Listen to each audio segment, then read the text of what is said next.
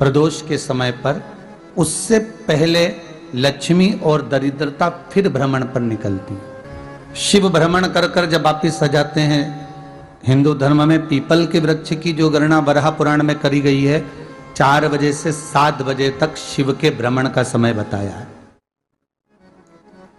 शाम को। तो 7 बजे से लेकर फिर रात्रि 9 बजे तक लक्ष्मी और दरिद्रता फिर भ्रमण पर जाती। इनका एक समय निश्चित है महाराज, भ्रमण कर कर आ जाना। अब इस बीच में जब लक्ष्मी और दरिद्रता दोनों निकल कर जा रही हैं, तो दोनों एक भाव रख कर जाती हैं कि आज हमको कहां प्रवेश करना है, आज हमें किस जगह पर प्रवेश करना है, आज हमें कहां पहुंचना है, आज हमें किस जगह जाना है। और जिस नगर में जिस मार्ग से लक्ष्मी और दरिद्रता निकल कर जाती है, ये दोनों का जब निकलना होता है, इनको स्थान दिया गया जहां पर स्वच्छता हो, घर के दरवाजे पर रंगोली डली हुई हो, द्वार पर जल छीटा गया हो। महाराज, उस द्वार पर लक्ष्मी प्रवेश करती है तो दरिद्रता भी जाने लगती है अंदर।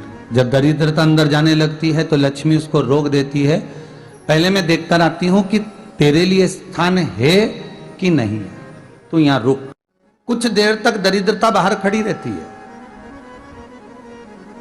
और लक्ष्मी जी की बड़ी बहन जब दरिद्रता बार बार अंदर जाने का प्रयास करती है तो लक्ष्मी जी कहती हैं, जीजी तू इतनी बड़ी होकर तुझे मालूम है, तू तेरा सम्मान होना चाहिए, आदर होना चाहिए, और तू अंदर चली जाए और कोई तेरा सम्मान ना करे तो कितना बुरा लगेगा, इसलिए तू बाहर खड़ी रहे, मैं अभी आई। अंदर जाती है और जब लक्ष्मी जी भ्रमण कर लेती हैं, अंदर प्रवेश कर कर आती हैं, और प्रवेश कर कर आती हैं तो दरिद्रता पूछती है चले अंदर। तो लक्ष्मी जी कहती हैं, तुझे मालूम नहीं है क्या जीजी कि जिस घर में मैं प्रवेश कर जाती हूं उस घर में फिर दरिद्रता नहीं जा सकती, क्योंकि ये तेरा वचन था। जय जय श्री राधे। ओम शिव भक्ति चैनल में आपका स्वागत है। पहली बार है तो लाइक और सब्सक्राइब करें। ये तेरा वचन था। अपन दोनों का जब मंगल विवाह हुआ था, मेरा विवाह जब नारायण के साथ में हुआ और तुम्हारा विवाह जब दुसाह मुनि के साथ हुआ, दरिद्रता का विवाह दुसा मुनि के साथ हुआ। जब अपना दोनों का विवाह हुआ था तो अपन दोनों ने एक वादा करा था कि जिस घर में लक्ष्मी प्रवेश कर जाएगी उस दिन फिर दरिद्रता नहीं जाएगी, और जिस घर में दरिद्रता प्रवेश कर जाएगी उस घर में फिर लक्ष्मी नहीं जाएगी। अब जब मैं अंदर देख कर आ गई हूं तो तू अंदर नहीं जा सकती, अर्थात लक्ष्मी के चरण जिस घर में पड़ गए उस घर में फिर दरिद्रता प्रवेश नहीं कर रही। चलते चलते फिर दरिद्रता ने देखा और लक्ष्मी जी इसको लेकर गई, और लक्ष्मी जी ने देखा कि इसके दरवाजे पर जल नहीं छीटा गया, इसके दरवाजे पर ना रंगोली डली है, इसका द्वार साफ नहीं हुआ है, इसके द्वार पर दीप नहीं है, इसके द्वार पर कलश नहीं है, इसके दरवाजे पर ढेर सारा कचरा पड़ा हुआ है, कोई श्वान कोई कुत्ता गंदगी भी कर कर चला गया है, कहीं बिल्ली ने गंदगी कर रखी है, कहीं जीवों ने कुछ गंदा गिरा रखा है। तो फिर लक्ष्मी जी कहती है, जीजी अब मैं होकर आ गई थी ना, अब तू जा, तू होकर आ। और दरिद्रता प्रवेश करती है तो अंदर जाकर क्या देखती है दरिद्रता कि इतनी सवेरे से मैं घूमने इनके दरवाजे पर आई और ये तो सब चादर तान के चकाचक गुर्राटा भर भर कर सो रहे हैं। तो दरिद्रता कह देती है, तुम्हारा भाग्य ही बेकार है, तो मैं क्या करूं, तुम ऐसे ही सोते रहो। और दरिद्रता गुस्से में बाहर निकल कर आती है, लक्ष्मी से कहती है, लक्ष्मी तू इसके घर में जाना ही मत ही। तो दरिद्रता को कहती है, जीजी तेरी बात नहीं मानूंगी क्या मैं? लक्ष्मी जी बोली, मैं तेरी बात नहीं मानूंगी, बिल्कुल नहीं जाऊंगी इसके घर में, तू चिंता मत कर, चल आगे चले। फिर आगे बढ़े। ये लक्ष्मी और दरिद्रता का प्रवेश है। आपके घर का द्वार, आपके घर का दरवाजा। फिर निवेदन करूंगा एक बहुत सुंदर बात हमें महाराष्ट्र से सीख। जय जय श्री राधे। हर हर महादेव। श्री शिवाय नमस्तुभ्यम। चैनल में पहली बार आए तो चैनल को लाइक और सब्सक्राइब करें। हर हर महादेव। के घाट पर रो रही थी अपने पुत्र ज्ञान और वैराग्य को गोदी में लेकर। समय देव ऋषि नारद ने एक प्रश्न किया था कि तुम कहां पर पोषित हुई हो, तुम्हें ऊर्जा कहां से प्राप्त हुई?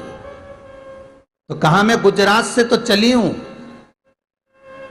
और वहां से चलती चलती भक्ति देवी कहती है मैं बहुत दुखी होकर, बूढ़ी होकर, द्रवित होकर, बड़ी दुख में वहां से चलते चलते जब मैं महाराष्ट्र में पहुंची तो मैंने वहां जाकर देखा कि वहां पर लोग हर पल हर घड़ी ब्रह्म मुहूर्त में उठकर स्मरण करते हैं, नाम जाप करते हैं और दरवाजे पर जल छीट कर रंगोली डालते हैं। तो कह रही है कि वहां पर मैं थोड़ी अवस्थावान होने लगी, वहां मुझे अच्छा लगने लगा। फिर जब मैं और आगे पड़ी, दक्षिण में जब पहुंची, वहां पर जाकर मैंने देखा कि सुबह से उठकर मंगलाचरण, मंगला स्तोत्र और वेदों की ध्वनि होने लगी। वहां पर मैं और आनंदित हो गई। हमें कुछ चीजें महाराष्ट्र से सीखना चाहिए कि वहां रहने वाले जो भगत हैं, वारकरी संप्रदाय के जो भक्त होते हैं, वैष्णव जो धर्म के भक्त होते हैं, उनका नियम है सवेरे के समय घर में पानी है कि नहीं है, पर जब भी वो घर का दरवाजे के बाहर थोड़ा ना थोड़ा पानी तो छींट ही देते हैं। और छींटने के बाद फिर वहां पर अपने यहाँ तो दिवाली पे रंगोली बनती है जी, और वहां पर रोज की रंगोली बन जाती है कि कभी हो सकता है परमात्मा राह भूल कर हमारे घर में प्रवेश कर जाए, इसलिए वहां प्रतिदिन की रंगोली, प्रतिदिन।